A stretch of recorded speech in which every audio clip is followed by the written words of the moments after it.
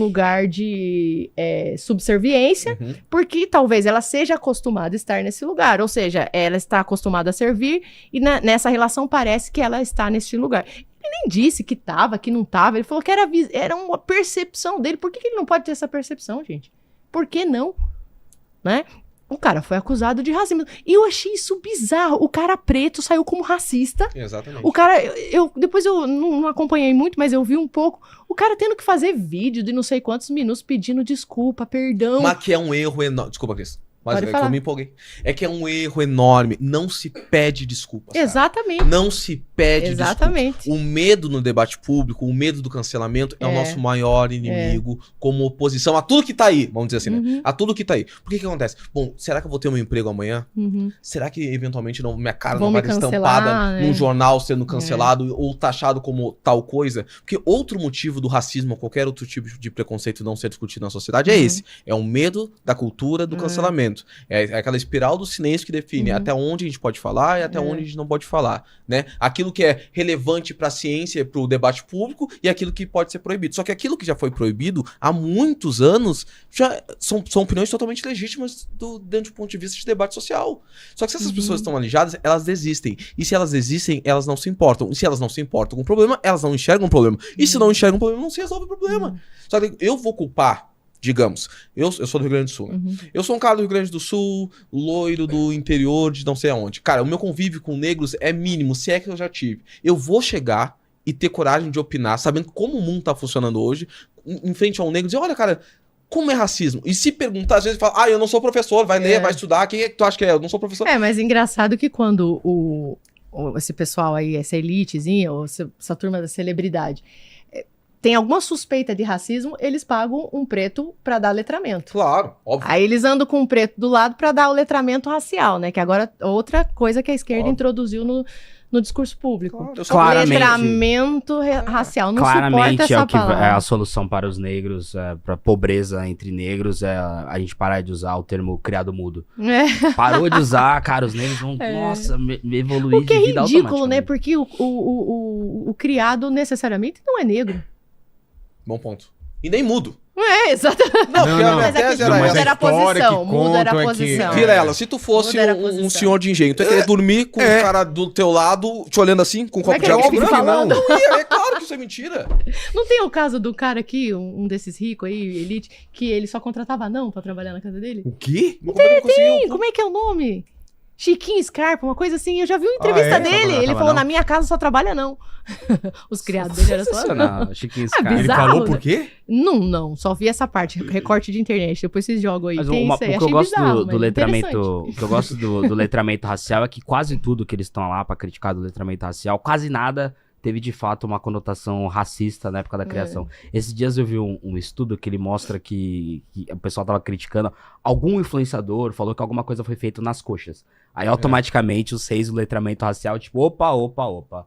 Não fale essa frase. Se você usar o termo feito nas coxas, um negro morre no Capão Redondo, sabe? Tipo, como assim, né? E aí o estudo mostrou que é porque a tese deles que não pode usar feito nas coxas, porque as telhas dos escravos, elas foram moldadas nas coxas, etc. E aí um estudo mostrou que para aqueles escravos moldarem coxas daquele jeito, eles tinham que ter aproximadamente 6 metros de altura. Pra ter a Era Avatar, curvatura. era Pra, tipo, É, pra Avatar. uma telha ser feita na sua coxa e ficar desse jeito, você tem que ter 6 metros de altura. Ou seja, não tem nada a ver. Essa do criado mudo é mais bizarra ainda, né? Que o capitalismo moldou essa tese do criado mudo, né? O que aconteceu? Se você tentar achar qualquer estudo, qualquer crítica ao termo criado mudo, você não vai achar antes de 2010, aproximadamente. Por quê? Porque uma loja de móveis chamada Etna, que curiosamente faliu tempos depois, ela começou a divulgar que as mesas de cabeceira não poderiam ser chamadas de criado mudo, só de mesa de cabeceira, e ela começou a falar que aquele era um termo racista, porque lá eles vendiam como mesa de cabeceira, ou seja, para as outras lojas pararem de divulgar e as Foi que... um marketing, ou seja, então, um marketing, etc. Ou seja, antes disso, em nenhum momento se falou que criado mudo é porque o criado ficava lá e você apoiava o seu Mas você posto, sabe ou seja, que quando um dos primeiros livros que eu li quando eu era criança era O Morro dos Ventos Uivantes, né? Era um livro que não era para criança, mas eu me meti para ler, peguei para ler. E tinha uma parte que narrava assim o criado mudo, e eu imaginei que era um criado Um criado que não falava. Que não falava do lado. Só que não necessariamente eu imaginei uma pessoa preta, entende? Até mesmo porque o contexto ali era outro. Então, assim, pra você ver como é uma mentalidade infantil.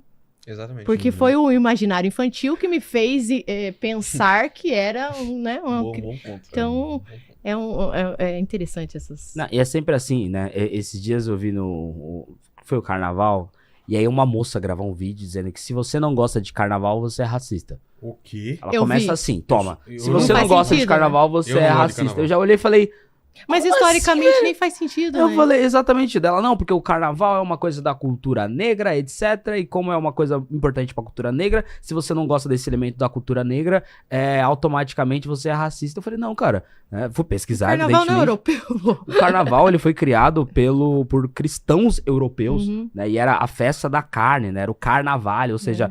Bem antes, inclusive, do Brasil ser descoberto. Que até existia hoje carnaval. o calendário do carnaval é a Igreja Católica que coloca, né? Que tem a ver ali com a quarta-feira de cinzas e tudo mais. Cada vez eu não vejo diferente. E outra coisa curiosa também do carnaval, não sei se você viu isso, mas aqui no Brasil, esse carnaval nesse estilo com carro alegórico e tal, quem começou foram os brancos, né? Sim. E os negros os primeiros negros que desfilavam nesses carros eram aqueles que estavam livres. Então, esses caras que promoviam o carnaval, eles convidavam os negros livres para ir em cima dos carros para que as pessoas vissem que existiam negros livres e tal, ali já lutando em favor, né, da abolição. Então, até isso. Tem nada a ver. E aí, mais pra frente, no Estado Novo, Getúlio Vargas, ali 37, 45, naquele afã absolutamente fascista, né, da criação de uma cultura nacional que unisse a população, né, bem Benito Mussolini, que ele sempre foi fã, ele quis criar uma festa culturalmente brasileira, pegou o samba que tava crescendo na época, juntou com o carnaval e as coisas, e aí já com influência da escravidão, etc, e juntou o carnaval da maneira como a gente é vista hoje, ou seja, uma coisa dos anos 30, com o final da escravidão, com uma festa europeia. Aí, se você não gosta disso, você é racista.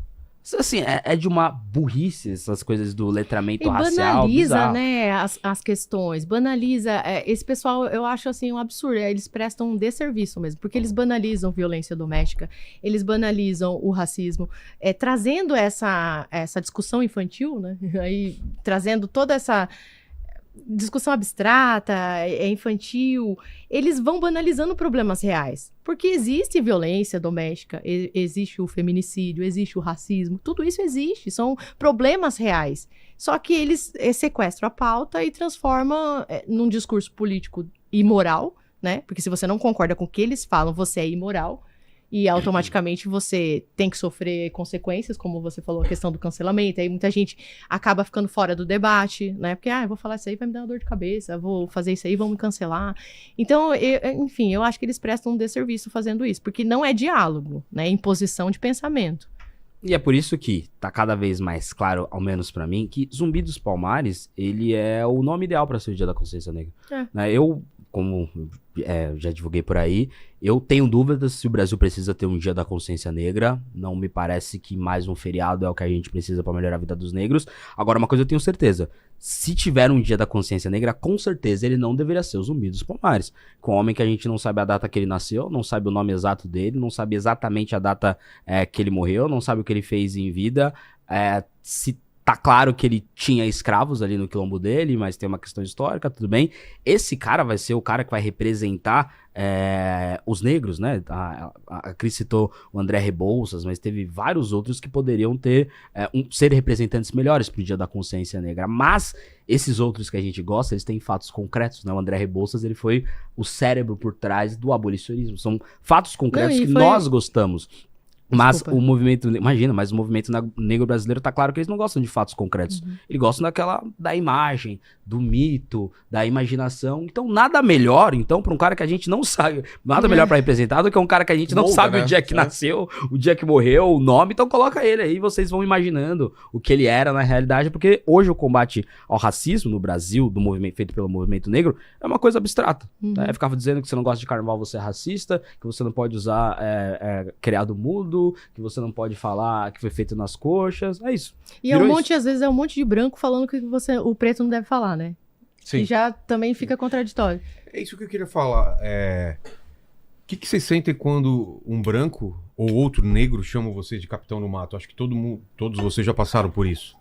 Por que esse xingamento e por que as pessoas que se dizem antimachistas se portam como machista em relação às mulheres e os ditos antirracistas são racistas na hora de querer atingir os negros? Por que acontece isso? Porque, na verdade, eles são isso e estão tentando esconder de alguma forma? Aí entra muito o que a gente estava falando, assim, de tornar tudo abstrato, né? Porque aí nada é concreto. Então, tudo bem. Por exemplo, se chega pro Guto e não confronta a ideia dele, simplesmente chama ele de Capitão do Mato. A pessoa tá sendo racista, né? Exato, tá sendo racista. Eu deixei um comentário embaixo de uma dessas páginas. Só que ninguém da esquerda acusa esse cara de racista. É porque eles têm licença poética. Esquerda, como é que vai ser? Eles têm licença poética. Eu deixei um comentário, eu falei, feminismo virou religião, porque é uma das minhas teses essa, o feminismo atua como uma religião secular.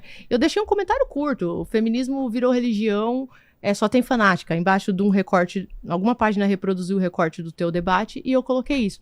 Embaixo é só você ir lá ver, o pessoal tá desejando que eu seja estuprada, que eu seja morta, que eu passe por feminicídio. Quer dizer, esse cara, quem deu a licença pra ele pra dizer que eu, como mulher, mereço sofrer todas as mazelas? Isso que eu tô sentindo, isso que eu tô falando. Esse cara, esse pessoal só fala isso porque ele se sente acobertado por toda uma parcela da população que fala, não, se ele é de direita, você pode xingar ele de Capitão do Mato. Se ela é de direita, você pode falar que quer estuprar. É porque eles moralizaram o discurso. Então, não se trata de questões concretas. Se trata, assim, de bem e mal.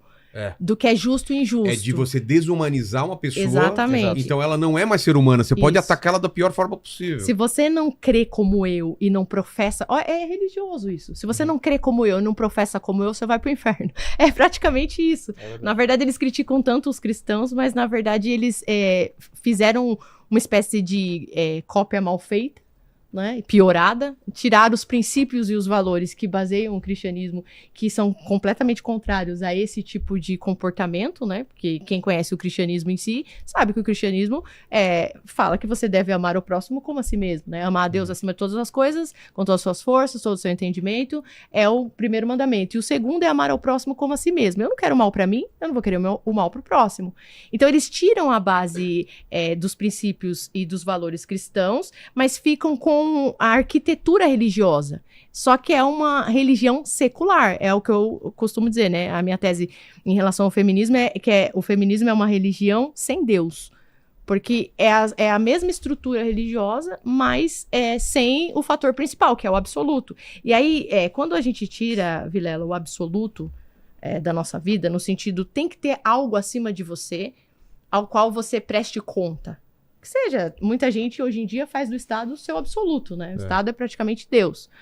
Mas nós cristãos, né? Eu sou cristã, acredito que aqui entendi que todo mundo né? Como cristãos, a gente crê que Deus é o absoluto. Então, Deus tem princípios invioláveis, né?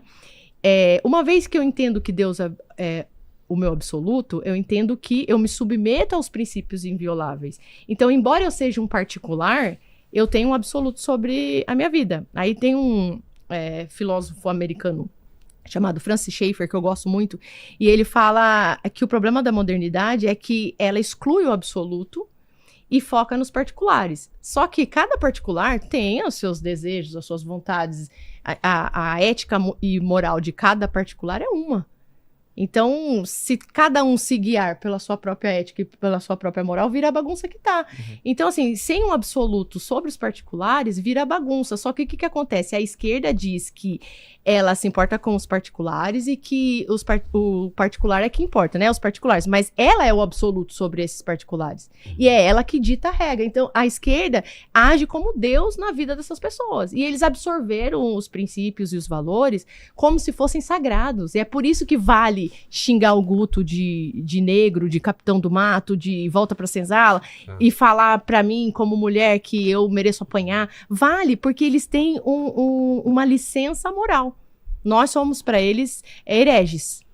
Imorais. E o que é porque o termo Capitão evidente, do Mato? Cara, eu acho tão absurdo que essas pessoas estão livres e não são e não acontece nada com ela. Eu já processei um monte de gente que me chamou de Capitão do Mato e geralmente eu ganho. Que é o certo, né? Processar. Porque é racismo. No né? mínimo, cara. É o mínimo que tem que acontecer. Por que E aí eles depois chamam... pedem desculpa, né? Ah, não quis dizer isso, veja bem. Sim, às vezes eles vão com o processo até o final e acabou. Mas enfim, se quiser pedir desculpa também, eu aceito as desculpas e mantenho o processo. Pede desculpa. Ok, legal. Você ainda não se inscreveu, deu like e ativou o sininho? Você tá louco?